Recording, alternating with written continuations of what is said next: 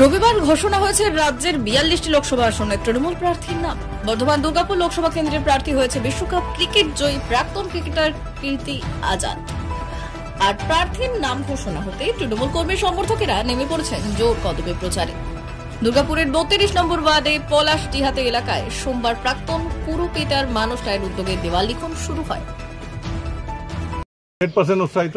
আমাদের নেত্রী কাল যখন আমাদের ব্রিগেড প্যারাগ্রাম থেকে ঘোষণা করেছেন, আমরা কিন্তু তৎক্ষণিক এসেই দেয়াল লেখা অলরেডি চুন দিতে শুরু করেছি এবং আজ থেকে দেয়াল লেখা শুরু করলাম এবং একটা ভালো প্রার্থীকে আমাদের দেওয়া হলো।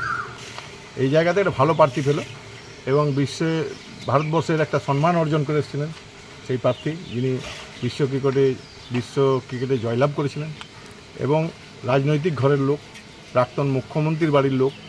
এবং আমি আপনাদের কাছে আশাবাদী যে এবার আমাদের এই লোকসভা 200% জিতবে, পুনরুদ্ধার করতে পারবে। একদম। কারণ বিজেপির প্রার্থীকে তো আজকে 5টা বছর কেউ দেখতে পায়নি। আমরাই মাঠে ময়দানে আছি, তৃণমূল কংগ্রেসের লোকরাই মাঠে ময়দানে আছে। আপনার নাম? মানস রায়, প্রাক্তন পৌরপিতা।